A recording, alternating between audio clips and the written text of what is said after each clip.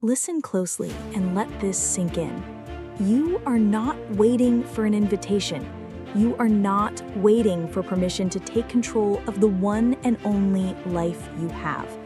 The very moment this truth settles into your bones, you will have taken the first, most crucial step toward becoming an unstoppable woman. It all begins with a simple yet revolutionary act: owning your power. For too long, women have been subtly and overtly taught to play small.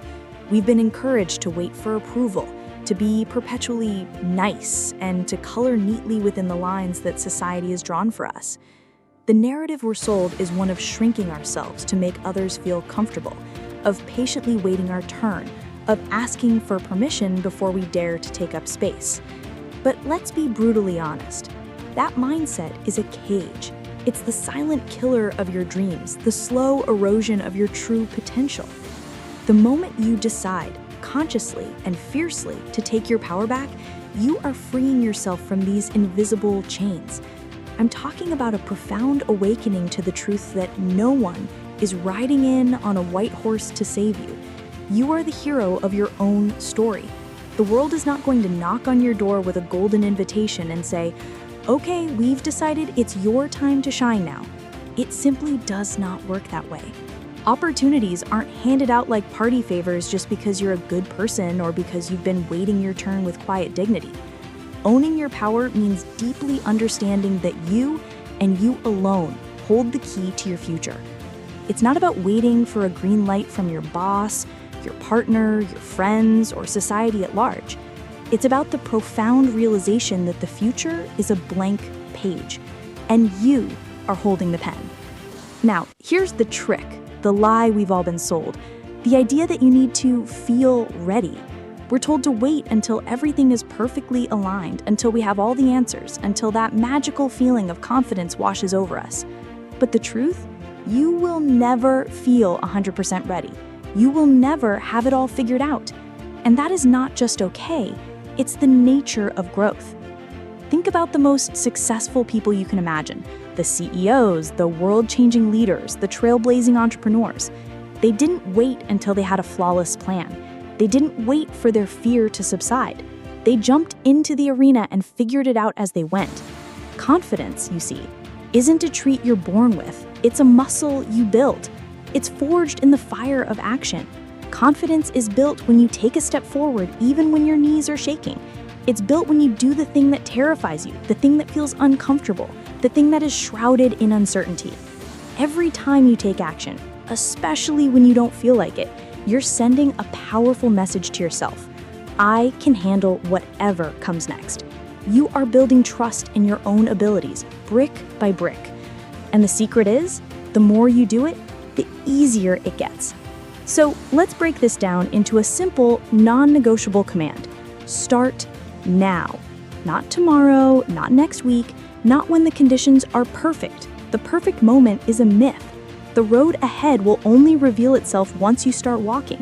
You cannot wait for clarity to descend upon you like a divine revelation. You have to move, and the clarity will come. I know this is terrifying. Taking action before you feel ready feels like jumping off a cliff and hoping you'll learn to fly on a way down. But I'm going to tell you about something far riskier: doing nothing. Doing nothing means staying stuck. It means remaining in the suffocating comfort of the familiar, a place where nothing ever changes. And guess what? Nothing changes if you don't change. You can spend the rest of your life waiting for someone to give you a map, or you can grab the compass, take the reins, and start making things happen for yourself. You are capable of so much more than you have ever allowed yourself to believe. You don't need anyone's permission to be brilliant. You don't need to wait for a validator or an authority figure to give you their approval. The most powerful thing you can do, starting today, is to stand up, take action, and unapologetically own your space in this world. So today, right now, make a choice. Choose action over hesitation. The only thing standing between you and the life you desperately want is the decision to take that first, messy, imperfect step. Your power is waiting for you to claim it. Take it. Own it. The world is waiting for you to finally show up. Now, let's talk about the single biggest obstacle that will stand in your way: fear. Fear is that insidious voice in your head, the one that whispers that you're not good enough, not smart enough, not ready enough.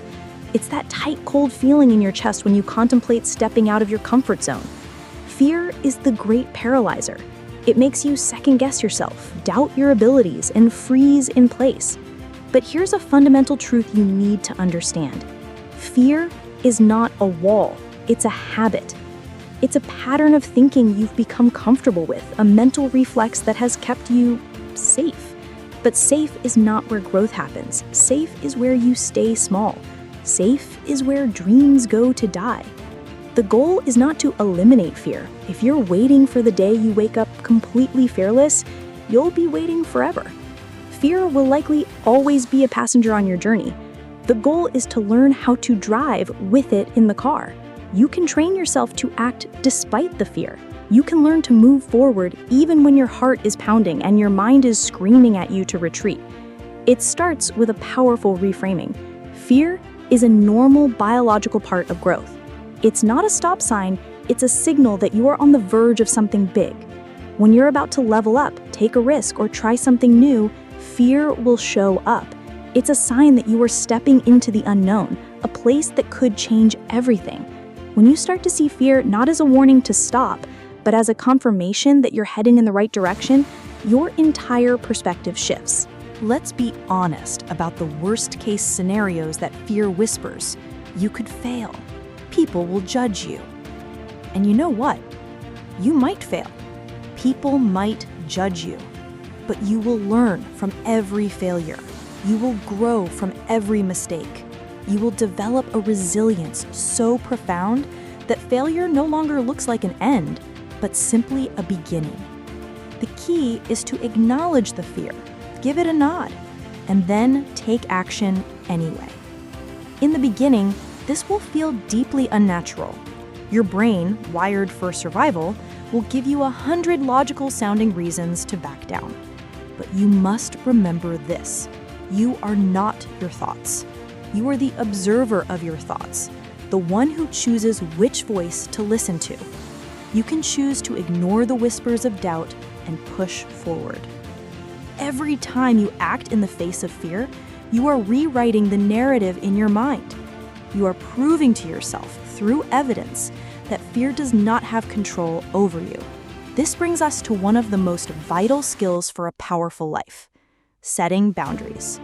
Your time and energy are your most precious, non-renewable resources.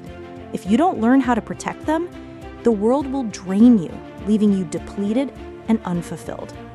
As women, we are often socialized to be the ultimate caregivers, the people pleasers, the ones who say yes to everything.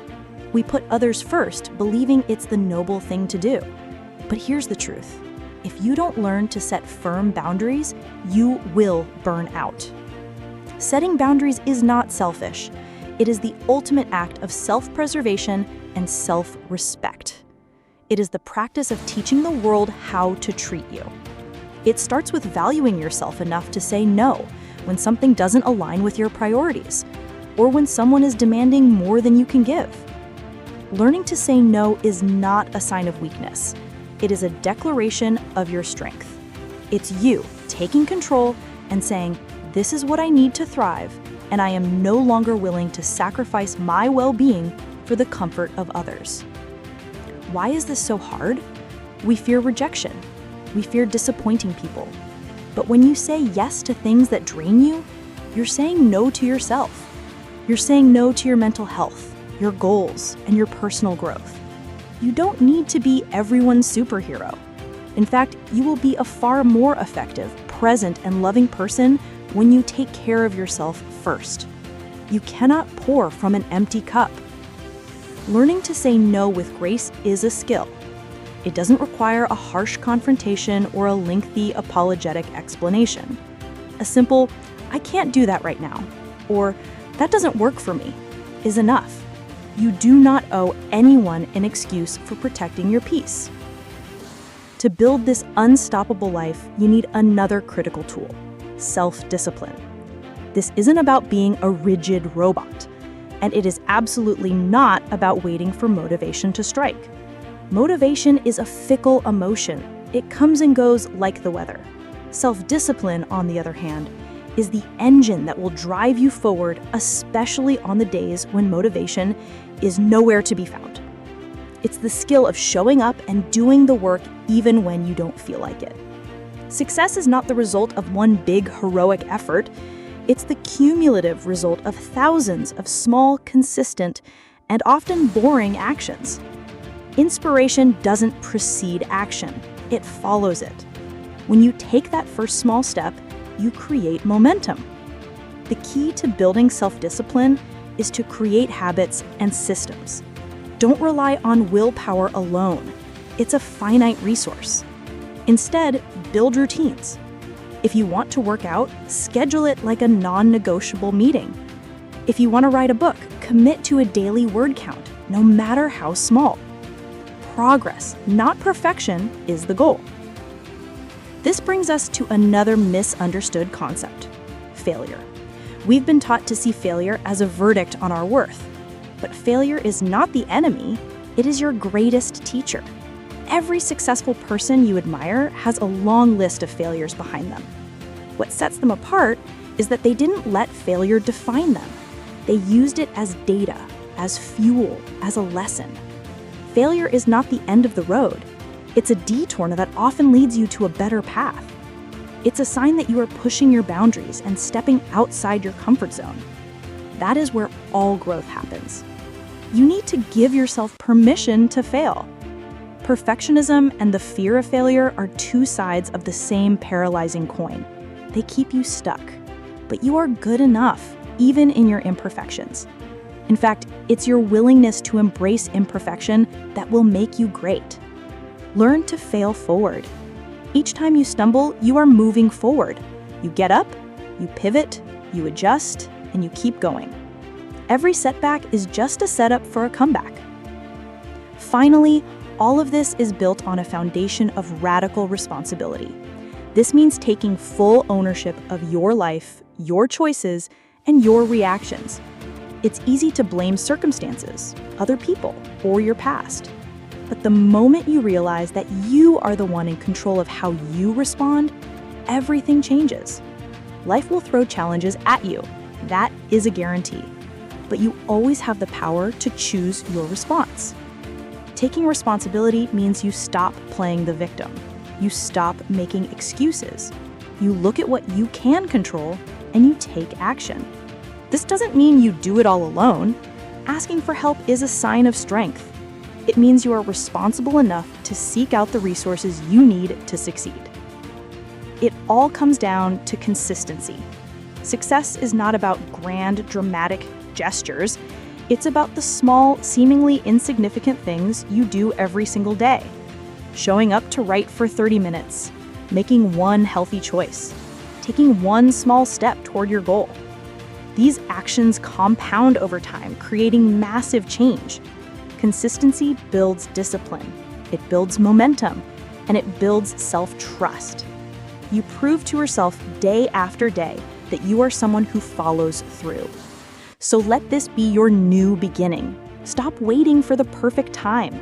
Stop letting fear call the shots. Set boundaries that honor your well-being. Cultivate the discipline to act even when you don't feel like it. Embrace failure as a necessary part of the journey. And above all, take complete responsibility for the incredible life that is waiting for you to create it. Keep going, stay committed, and show up for yourself every single day. The unstoppable woman you are meant to become is not some future version of yourself. She is here, right now, waiting for you to make the choice.